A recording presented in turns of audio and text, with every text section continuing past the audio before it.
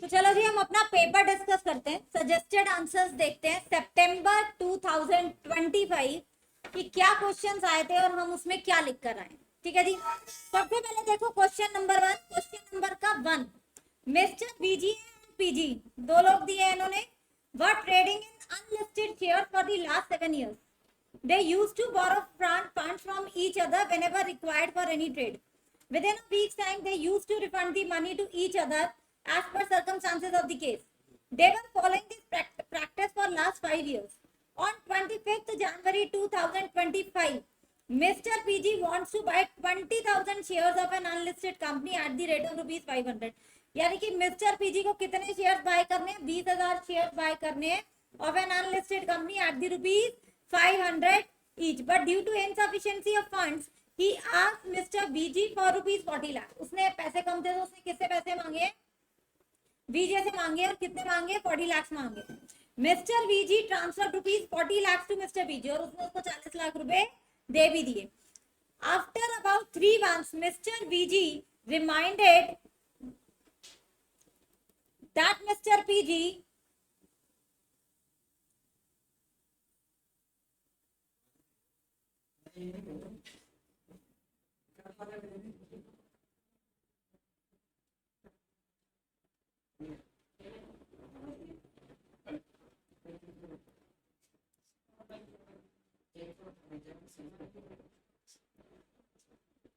has not refunded rupees 40 lakhs to him till then.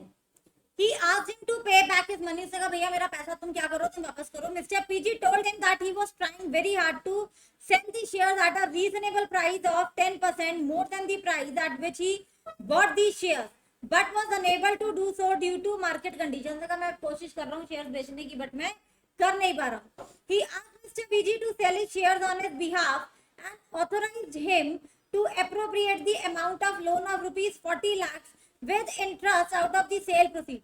उसने कहा भैया तुम इसको बेचो, इसमें जो पैसा मिले उसमें से तुम अपना क्या कर लो, तुम सेटल कर लो. Mister BG agreed to do. उसने कहा ठीक है चल मैं बेच देता हूँ, जो पैसा आएगा उसमें से मैं अपना 40 लाख रुपए क्या कर लूंगा, एडजस्ट कर लूंगा. After about 15 days, when market started recovering, Mr. PG denied and revoked the authorization by saying that he would sell his shares himself. अब जब थोड़ी सी मार्केट कंडीशन सुधर गई तो उसने क्या बोला, नहीं नहीं भाई तू मत बेच, ये शेयर्स मैं क्या करूंगा, खुद ही बेचूंगा. ठीक है जी. अब यहाँ पे क्वेश्चन ये आता है कि क्या वो अपनी इस एजेंसी को रिवोक कर सकता है. बेसिकली जब उसने कहा कि भाई मेरे बिहाफ पे तू शेयर्स बेच दे और जो पैसा मिले उससे अपने 40 लाख रिकवर कर लियो, कुछ बचे तो मुझे दे दियो, तो यानी कि उसने उसे अपना क्या अपॉइंट किया, एजेंट अपॉइंट किया. अब वो कह रहे हैं कि नहीं मैं ये अथॉरिटी तेरी क्या करता हूँ, कैंसिल करता हूँ. हाँ जी कर सकता है वो. कब कब एजेंसी जो है वो रिवोक नहीं हो सकती. इररिवोकेबल एजेंसी कब कब होती है बताओ? Coupled with interest. अगर एजेंसी कैसी हो, कपल्ड विद इंटरेस्ट. यहाँ पे कपल्ड विद इंटरेस्ट है या नहीं है भाई? जैसे मैंने जब ये एजेंसी कराया था तो मैंने तुम्हें एग्जांपल दिया था गाड़ी का, कि भाई गाड़ी बेच दे और इसे बेच के तू अपना पैसा क्या कर लियो, रिकवर कर लियो. तो गाड़ी बेचने की अथॉरिटी में वापस नहीं ले सकती. तो यहाँ पे ऐसे ही वो भी अपनी अथॉरिटी वापस नहीं ले सकता. Section 202 of agency of contract. हाँ जी यही लिख कर आई हूँ. Irrevocable agency coupled with interest. ठीक है जी, चले आगे. इररिवोकेबल कब कब नहीं हो सकती याद है? जब वो अपनी जेब से पैसा खर्च कर चुका है तब भी नहीं हो सकती है. जब वो कपल्ड विद इंटरेस्ट हो तब भी नहीं हो सकती है. ये कंडीशंस पढ़ी थी हमने, सर्कमस्टांसेस पढ़े थे, तो उसी पे क्वेश्चन है पहला. नेक्स्ट आते हैं जी, सेकंड क्वेश्चन देखो.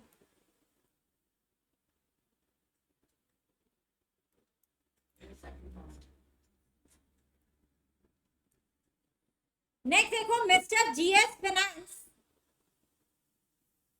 General store in NK market Delhi got a purchase order of 5 kg. उसको 5 kg का ऑर्डर मिला है. मामरा बादाम एट दी रुपीज 3400. 5 किलो के बादाम है, क्या रेट है, 3400 रुपए पर केजी है. From mister PK to deliver at his residence in Rohini. उसने कहा ये मेरे को कहाँ डिलीवर करना है, रोहिणी में तुझे डिलीवर करना है. किसको करना है, मिस्टर पीके को. When the delivery boy of Messrs. GS famous general store reached at Mr. PK's residence, he found the door locked. उसको पीके का घर क्या मिला? लॉक मिला. When the delivery boy called him on mobile telephone, he told him to hand over the goods to his neighbor. उसने कहा भाई तू किसको दे दे, तू मेरे पड़ोसी को दे दे. पड़ोसी का नाम क्या है? Mister Shah. Mrs. Shah was unaware of the fact that the Mamra Badam were not belonging to them. Mix the Mamra Badam with California almond. और उसने क्या किया? बच्चे जिसको नहीं है आगे आगे बैठ जाओ प्लीज. तो मामरा बादाम उसने किसके साथ मिक्स कर दिए? आमंड के साथ मिक्स कर दिए. मिक्सिंग ऑफ गुड्स हो गए. When Mr. Shah told her that the Mamra Badam were belonging to Mr. PK, she again packed the 5 kg Mamra Badam and delivered to Mr. PK. बाद में उसने क्या किया? 5 किलो का बादाम जो है वो पैक किया और किसको दे दिया? पीके को दे दिया. This fact came to light when Mr. PK returned the packet to Mrs. GS famous general store by saying that it is not up to the quality and he refused to accept the packet. उसने कहा भैया ये तो उस quality का है नहीं और तुम क्या करो, तुम इस पैकेट को वापस करो. In above circumstances, what is the remedy available to Mr. PK according to the provisions of the Indian Contract Act 1872? हाँ जी, क्या रेमेडी है बताओ? जो लॉस हुआ है पीके को मिक्सिंग ऑफ गुड्स के कारण, वो कौन बियर करेगा? किसने मिक्सिंग की? शाह ने. और हमने मिक्सिंग ऑफ गुड्स में क्या पढ़ा है? अगर गुड्स सेपरेबल है, मिक्सिंग ऑफ गुड्स का जो एक्सपेंसेस है कौन बियर करता है? बेलर, जिसने की मिक्सिंग की है. और अगर वो सेपरेट नहीं हो सकती तो पूरे का पूरा लॉस कौन बियर करता है? जिसने मिक्सिंग की है. तो ये तो क्लियर है कि मिक्सिंग किसने की है? मिस्टर शाह ने की है. तो मिस्टर पीके जो कुछ भी रिकवर करेंगे किससे करेंगे? मिस्टर शाह से रिकवर करेंगे, because that is the mixing of goods done by him. General store के अगेंस्ट उसके पास यहाँ पर कोई भी रेमेडी नहीं. ठीक है जी, ये क्वेश्चन समझ में आता है. नेक्स्ट क्वेश्चन पे आते हैं.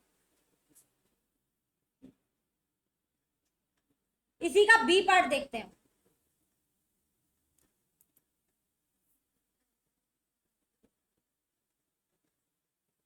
Do you agree that a company is an artificial person? Yes. Salmon versus Solomon. ठीक है. Elucidate. Also explain how the authorization by Messrs. Beta Limited, a company incorporated under the Companies Act 2013, can be made in case it does not have a common seal. अगर common seal नहीं है तो क्या होता है?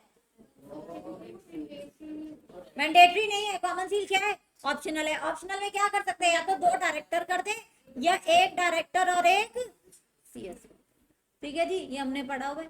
तो छोटा सा क्वेश्चन है, डायरेक्ट डिस्क्रिप्टिव क्वेश्चन है. ठीक है जी, नेक्स्ट पे आते हैं अब सी पार्ट पे.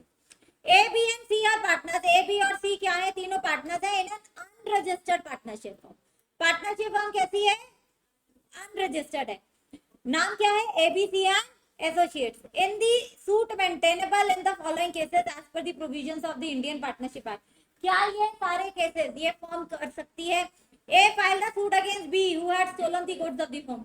नहीं कर सकती भाई. among the partners आप केस फाइल नहीं कर सकते. सेक्शन कौन सा है?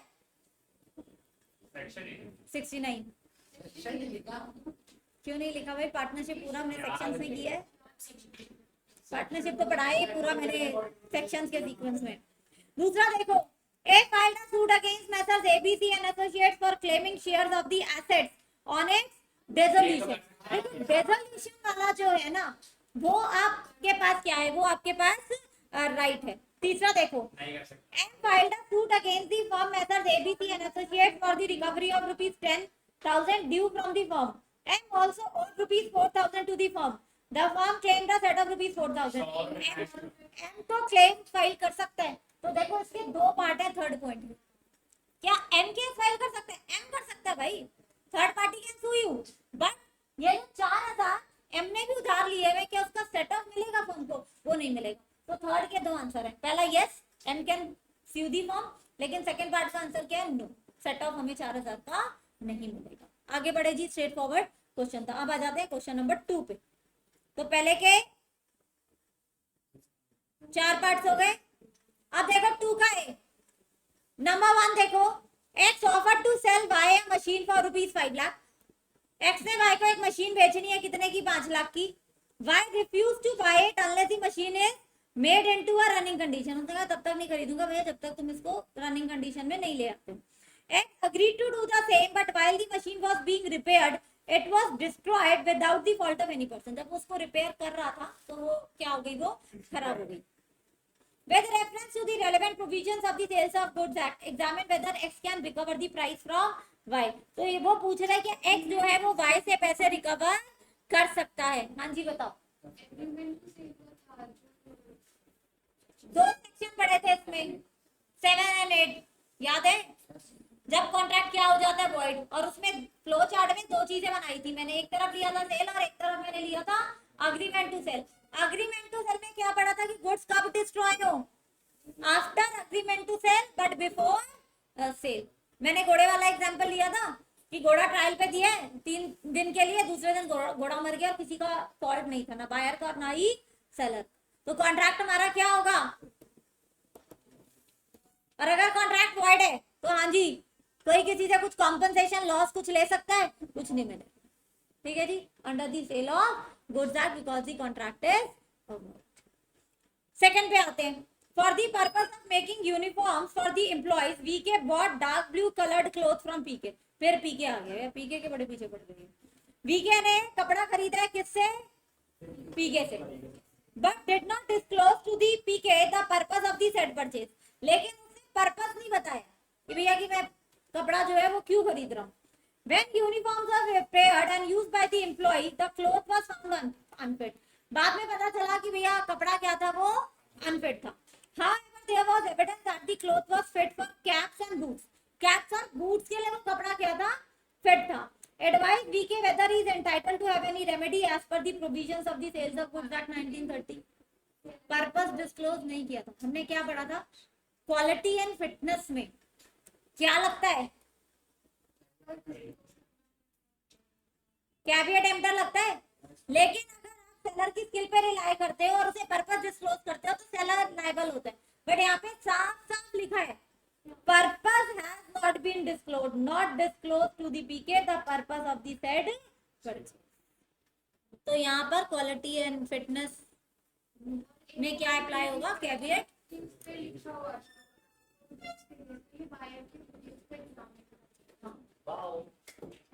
आप ये भी लिख सकते हो, बट मेन इसमें यही है that purpose has not been disclose. फिर आपने जो कुछ भी लिया वो आपने अपनी मर्जी से लिया, तो सेलर तो यहाँ पे लायबल नहीं, तो कोई रेमेडी नहीं है भाई उसकी, नो रेमेडी. ठीक है जी. नेक्स्ट पे आते हैं.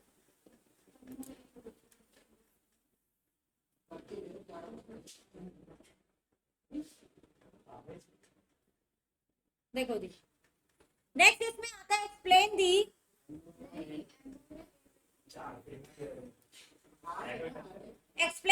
MOA and article of association of a company. Also explain any three differences between MOA and MOA. बिल्कुल स्ट्रेट फॉरवर्ड फ्री के नंबर वाला क्वेश्चन.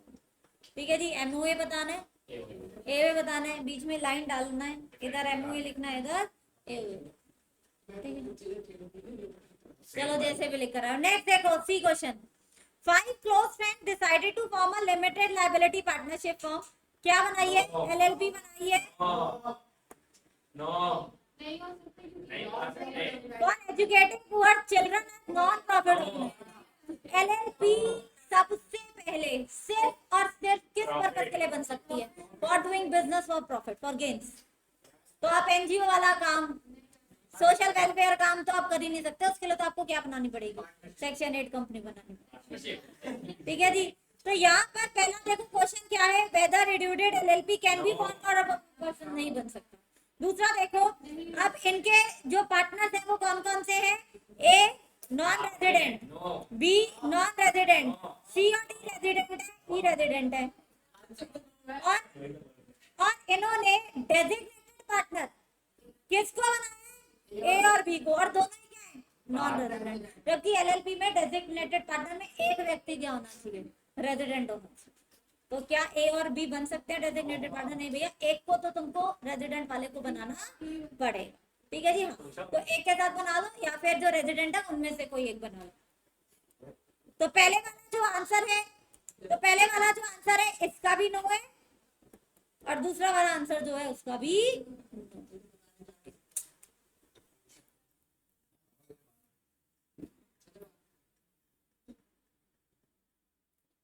नेक्स्ट क्वेश्चन देखो. Messrs. Associates was registered in 1985 by its three partners namely X, Y and Z. तीन partner है, registered कब हुई है for 1985 में as the partnership at will. On 5 जनवरी 2022, 5 जनवरी 2022 को mister X, being a very senior partner of a 75 years, decided to retire and transfer his share in the firm to his grandson Mr. S, who was 17 years old at the time of the transfer. यानी कि आप S minor को किसके अंदर लेकर आ रहे हो, firm के अंदर लेकर आ रहे हो, ठीक है. लेकिन सबसे पहले देखो ये क्या बोला इन्होंने, mister mister Z were not interested, but when they came to know that Mr. S is a minor, they agreed to admit Mr. S as a partner. सबसे पहली बात तो पता नहीं भाई, एस पार्टनर हो ही नहीं सकता. S can be admitted for the benefits of partnership. इन्होंने यहाँ एस एज अ पार्टनर क्यों लिखा है, ये समझने वाली बात है, ठीक है. अभी पढ़ रहे हैं, इसकी दो इंटरप्रिटेशन हो सकती है इनके लिखने के कारण. पता नहीं आईसीए ने क्या सोच के ये ड्राफ्टिंग की है, बट अभी बनाते हैं. अच्छा ठीक है बाबा, ठीक है, चलो आ जाओ. कहाँ गया हम. On 5 October 2023 at the time of inspection of books and account. अब क्या आ गया 2023, यानी कि 5 अक्टूबर 2023 को 18 वर्ष का होगा. अगर एक तरीके से देखा जाए, अगर इसकी डेप्थ में जाए तो भैया 1 साल हो गया, 17 साल का था, यानी कि आज वो 18 साल का होगा. हाँ हाँ, तो इसलिए आगे आ रही है, ठीक है. At the time of inspection of books and accounts, Mr. S noticed that the books of accounts were displaying only a small amount as profit, despite a huge turnover. When he asked other partners about this fact, then Mr. Y told him that one of the major clients, Mr. T, refused to pay huge amount of fees. Mr. S decided to sue Mr. D. Mr. S ने क्या decide किया, Mr. T को recovery के लिए case file करने का सोचा and sent a notice for the same. Mr. T argued that Mr. S cannot sue him because he has not given notice of remaining a partner on attaining majority. Mr. T क्या कह रहे हैं कि भैया ये तो कुछ action नहीं ले सकता क्योंकि इसने मेजर होने पर, अटेन करने पर क्या नहीं दिया है, नोटिस नहीं दिया है. आगे चलते हैं.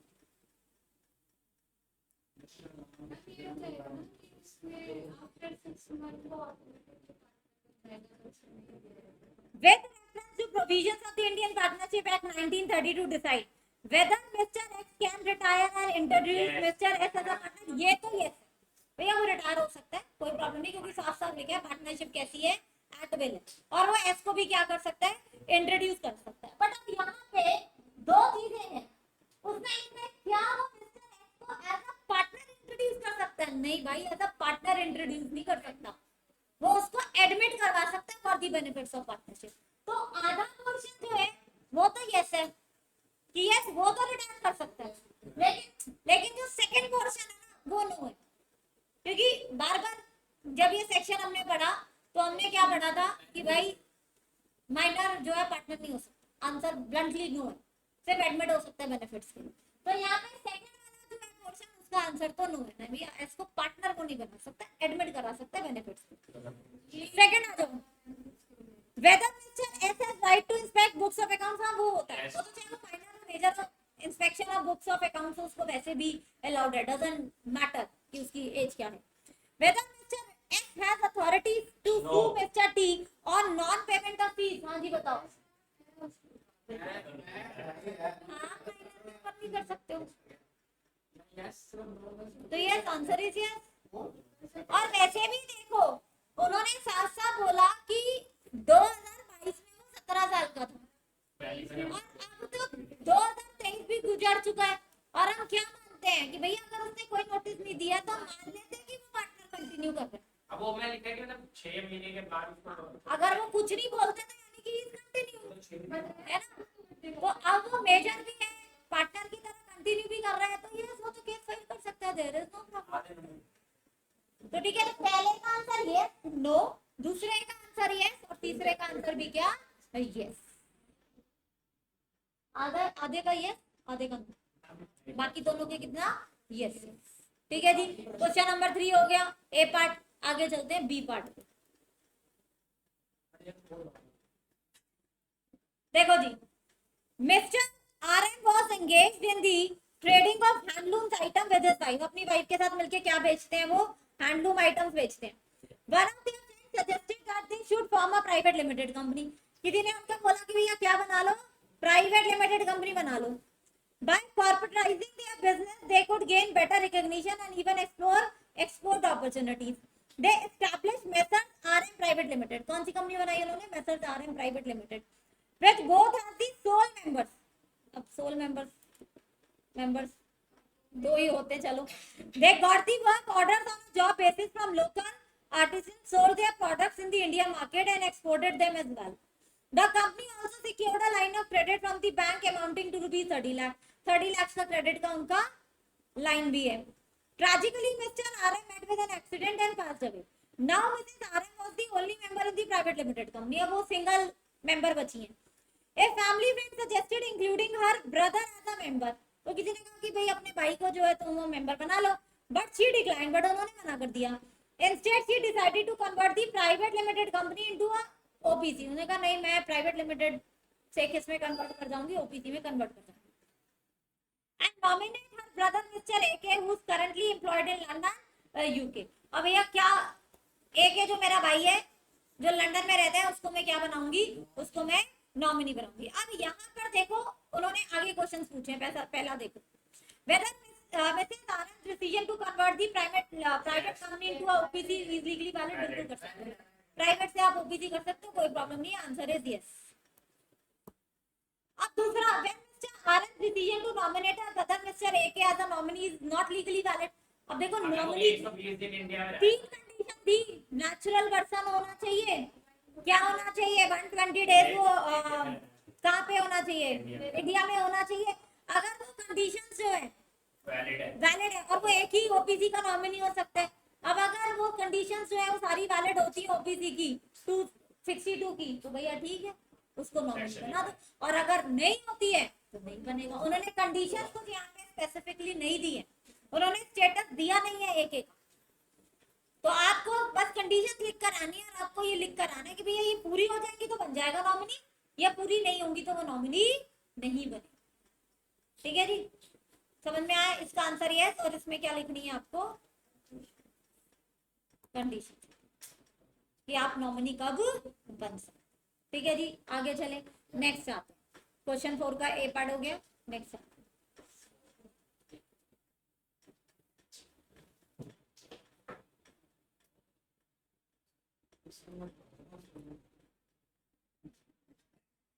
वो पेज नंबर 5 ही था ना.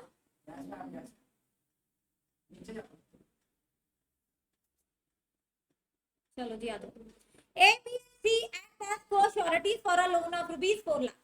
ABC co-sureties है कितने अमाउंट के लिए? 4 लाख रुपए के लिए जो आर ने लिए हैं किससे? XYZ बैंक से. There are 3 bonds specifying different liability limits for each surety, such as A's liability is limited to 1 lakh. A की liability कहाँ तक लिमिटेड है? 1 लाख. ये सेम क्वेश्चन हमने क्लास में किया था. co-sureties with different amounts. हमने लोन लिया था टोटल 40,000 रुपए. यहाँ पे उन्होंने लोन लिया टोटल 4 लाख का. तो एक जीरो बढ़ा दिया हमारे एग्जाम्पल से. B liability is limited to 2 lakh. B की लाइबिलिटी जो है वो 2 लाख की है और सी की लाइबिलिटी कहाँ तक की है? वो पूरे 4 लाख तक की है. Due to financial difficulties, are default on the loan and the bank seeks to recover the amount from the surety. उसने डिफॉल्ट कर दिया, बैंक को अपना पैसा वापस चाहिए. अब क्वेश्चन क्या है? Analyze and determine the amount each co-surety is liable to pay.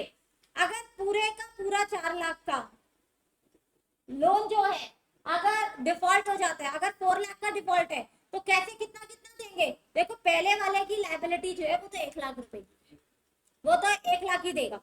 तो एक ही कितनी? 1 लाख. कितना बचा? 3 लाख. 3 लाख में 1.5. हमारे में कितना आ रहा था? 15,000 आ रहा था हमारे एग्जाम्पल में, क्योंकि हमने अमाउंट कम लिया था. तो बी की 1.5 लाख और सी की भी 1.5 लाख. ठीक है. अब दूसरा क्वेश्चन आता है, what will be your answer if the loan amount is rupees 6 lakh. अगर 6 लाख का होता, ए तो देखो 1 लाख का ही देगा. ठीक है. बी का अमाउंट कितने तक का है? 2 लाख का. तो बी 2 लाख ही देगा. अब बाकी का जो 3 लाख बचा वो सारे का सारा कौन देगा? सी देगा. तो अगर 6 लाख का अमाउंट था तो डिस्ट्रीब्यूशन कैसे होगा?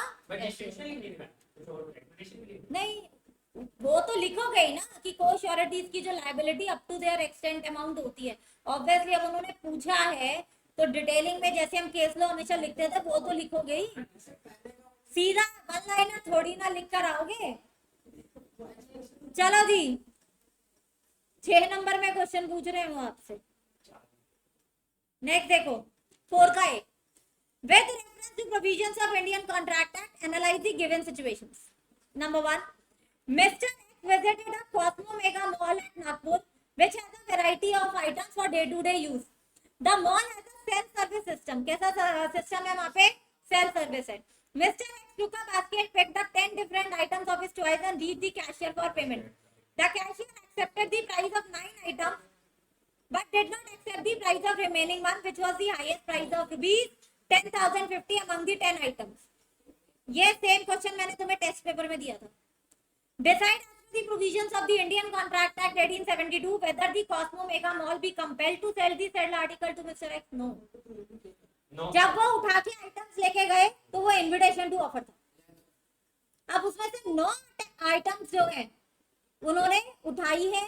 कौन है वो? मिस्टर एक्स जो है. मिस्टर एक्स ने 10 आइटम्स उठाई है, काउंटर के पास लेके गए तो काउंटर वाले को वो ऑफर कर रहे हैं कि मैं ये 10 आइटम खरीदना चाहता हूँ, लेकिन काउंटर वाले ने उस ऑफर में से सिर्फ कितने की एक्सेप्टेंस दी है? 9 की एक्सेप्टेंस दी. तो मिस्टर एक्स जो है उसे 10वीं आइटम सेल करने के लिए कंपेल नहीं है, क्योंकि जो सामान लगा है इनविटेशन टू ऑफर, एक्स ने जो ऑफर दिया है वो ऑफर, और काउंटर वाले ने जितने की एक्सेप्टेंस दी है that will be the final contract. ठीक है जी, क्लियर है? आगे बढ़े.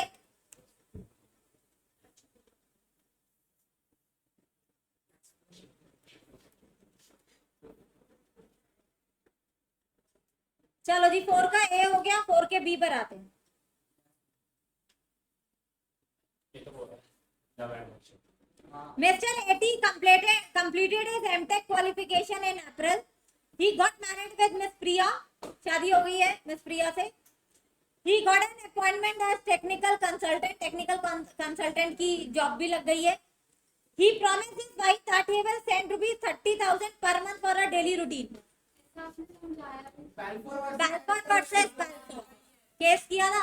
यहाँ पे देखो 30,000 है, वहाँ पे 30 पाउंड से. ओरिजिनल बाल्फोर वर्सेस बाल्फोर में 30 पाउंड से, और यहाँ पे अमाउंट बढ़ा के उन्होंने कितना कर दिया? 30,000 कर दिया. Mister AT went to USA. He never sent any money. उन्होंने कोई पैसा नहीं भेजा. Mrs Priya was not in a position to meet her daily expenses. She was facing severe financial issues regarding rent and other maintenance expenses. On 20th March 2024, during a telephonic discussion with Mr. A.T., she came to know that he would never send her money. Due to her financial hardship, she decided to file a suit against him for rupees 7,50,000. Whether Mrs. Priya would be able to recover the above amount? No. Balfour versus Balfour. Social agreement है भाई. जब ये वादा किया गया दोनों प्यार मोहब्बत से रह रहे थे.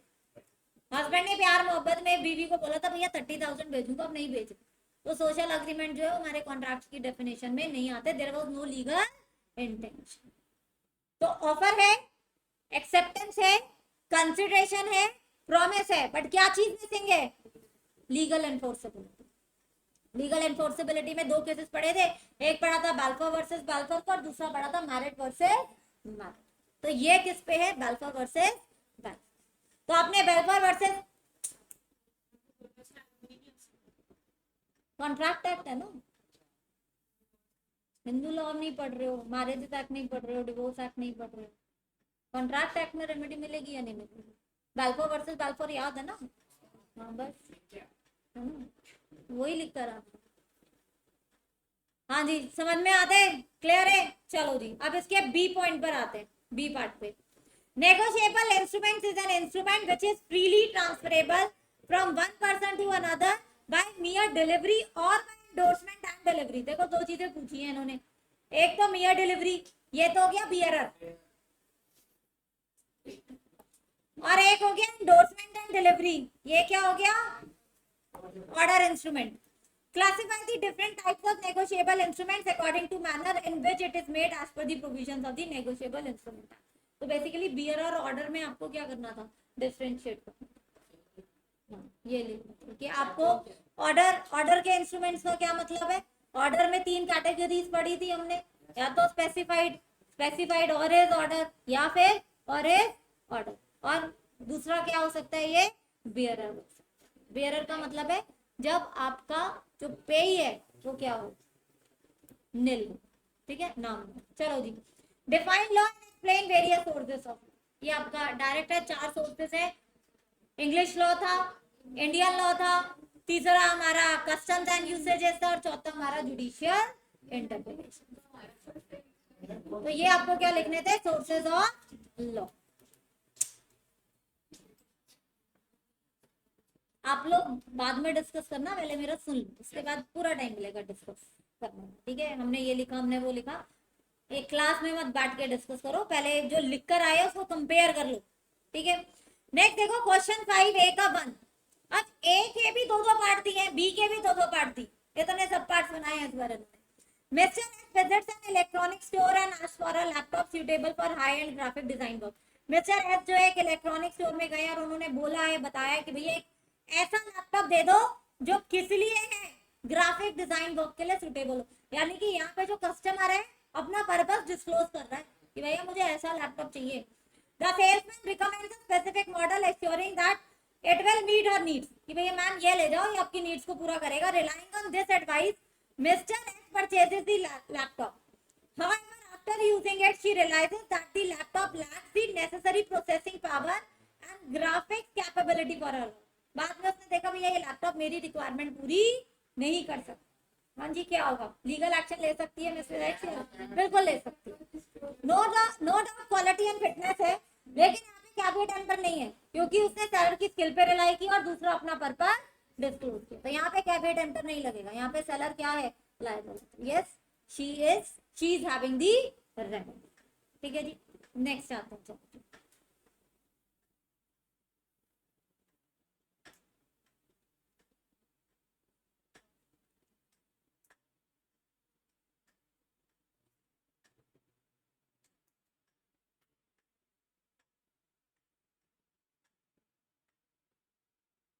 सेकेंड पार्ट देखो इसका। Mister S was going through severe financial hardship, his wife suggested to take a gold loan. भैया क्या ले लो, तुम गोल्ड लोन ले लो। On 15 January 2025 he placed his wife jewellery worth ₹30 lakh. उसने क्या किया है, गिरवी रखी है 30 लाख की jewellery with one of his friend mister R. Mister R के पास ये ज्वेलरी उसने गिरवी रखी है। And took a loan of ₹25 lakh, 25 lakh रुपए का लोन ले लिया। On 17th January 2025, he sold total jewelry for ₹20 lakhs to Messrs RL Jewelry, Pitampura. और 17 जनवरी 2025 को उसने ये सारी ज्वेलरी किसको बेची है, 28 लाख रुपए के लिए, Messrs RL Jewelers, Pitampura. The jeweler purchased it in a good faith without knowing the fact that the jewelry was already pledged. Jeweller को नहीं पता था कि भैया ये ज्वेलरी क्या है, ये आगे से ही पहले गिरवी रखी हुई है। After all this, Mr. S declared himself insolvent. उसके बाद मिस्टर एस ने क्या कर दिया, अपने आप को इंसॉल्वेंट डिक्लेयर कर दिया कि भाई मेरे पास तो कोई पैसा नहीं है देने के लिए। But Messrs RL Jewelers content नहीं है। After all this, ये तो हो गया। When Mr. R came to know about this, just R को ये पता चला कि भैया जो ज्वेलरी मेरी होनी थी वो तो इसने किसी और के पास बेच दी है। He filed a suit against Messrs RL Jewelers. उसने सीधा RL Jewelers के ऊपर क्या कर दिया, केस फाइल कर दिया। But Messrs RL Jewelers contended that they were unaware about pledge. उन्होंने सीधा बोला कि हमको नहीं पता था कि ये ज्वेलरी जो है वो ऑलरेडी गिरवी है। With reference to provisions of the Sales of Goods Act 1930, what is the remedial action available to Mr. R? आज मिस्टर आर को जो है वो रेमेडियल एक्शन मिलेगा या RL Jewelers को गुड टाइटल मिलेगा? आरएल ज्वेलर्स को गुड टाइटल मिलेगा, क्योंकि उसने किस में खरीदा है, उसने गुड फेथ में खरीदा। तो प्लेजर अगर सामान बेच रहा है और खरीदने वाले को नहीं पता है, गुड फेथ में खरीद रहा है, तो खरीदने वाले को क्या मिलता है, transfer of title by non owners. पढ़ा था, याद है? तो यहाँ पर हम कहेंगे कि उसने गुड फेथ में खरीदा तो उसको क्या मिलेगा, उसको गुड टाइटल। ठीक है जी, तो आप उससे ज्वेलरी रिकवर नहीं कर सकते। आगे बढ़ते हैं, चलो जी बी पे आ जाओ।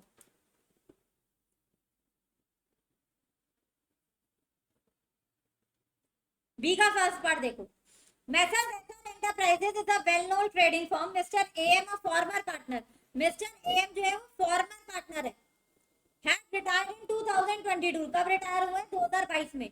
But never made any public announcement. यानी कि कोई public notice नहीं दिया। Never made any public announcement about his retirement.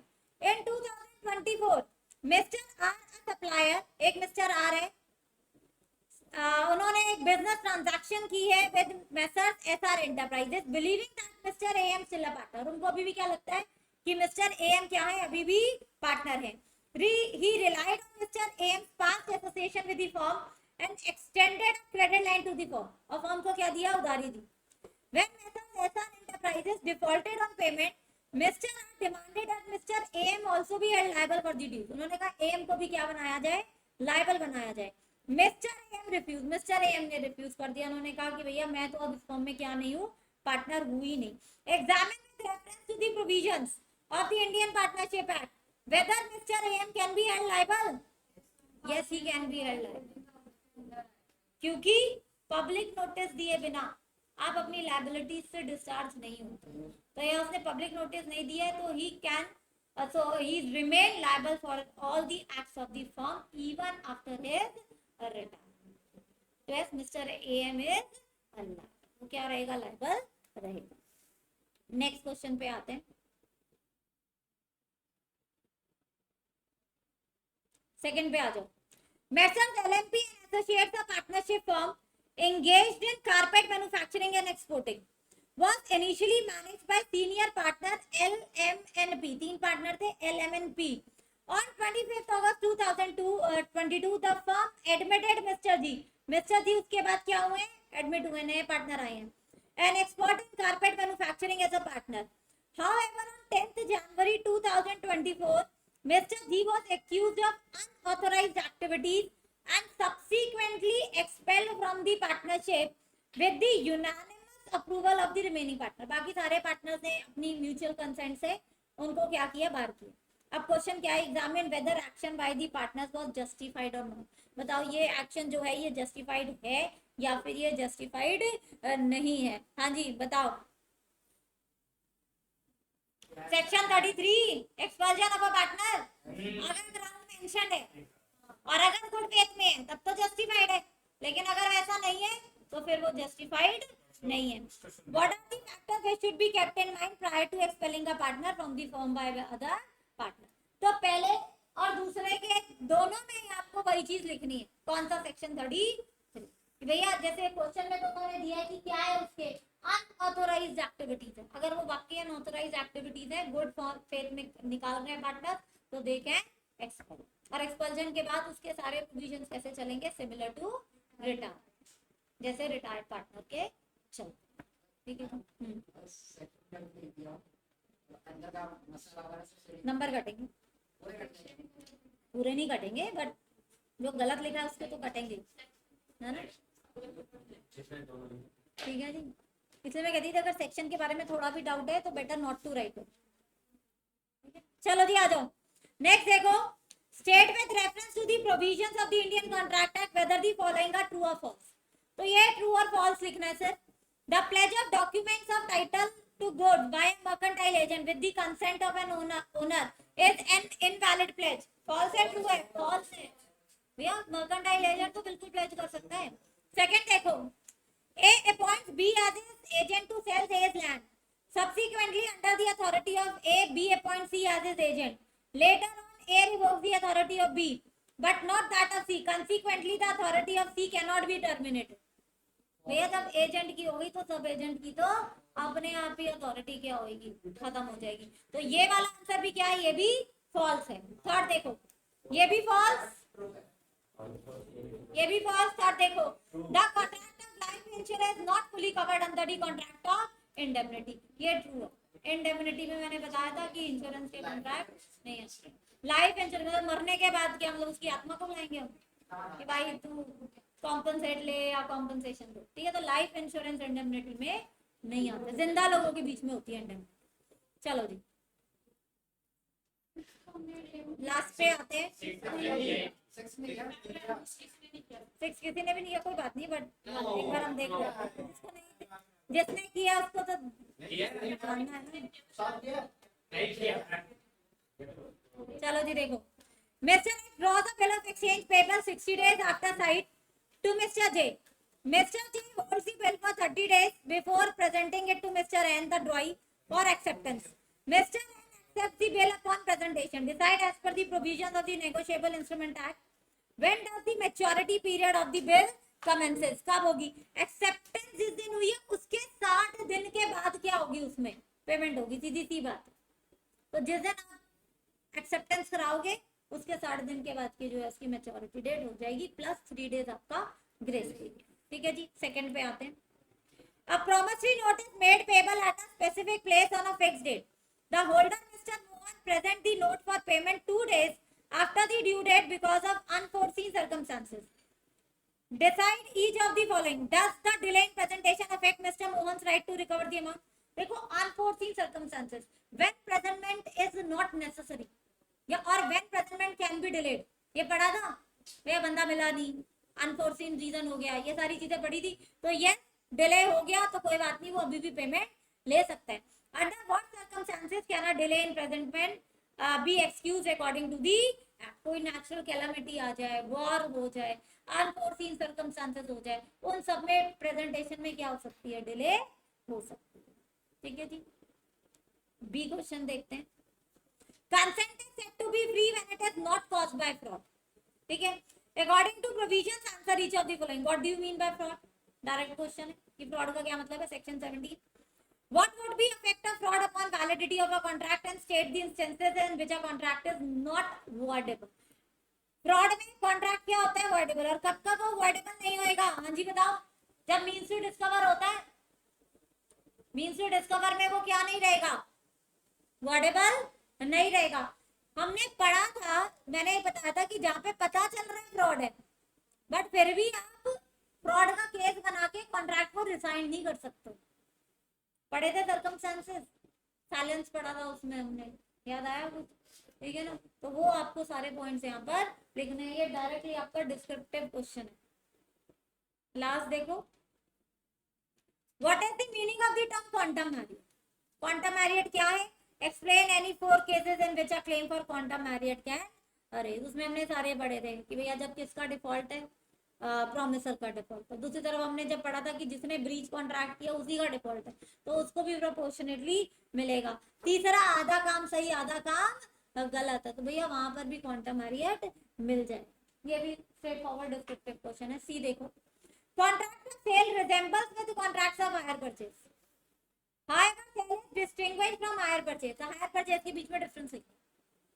ये भी क्या है आपका? Straight forward descriptive question. तो पूरा पेपर ऐसा था जो क्लास में हमने किया हुआ है। कुछ क्वेश्चन तो वो भी हैं जो टेस्ट पेपर्स में मैंने आप लोगों को भर्ती हुए थे, ठीक है जी।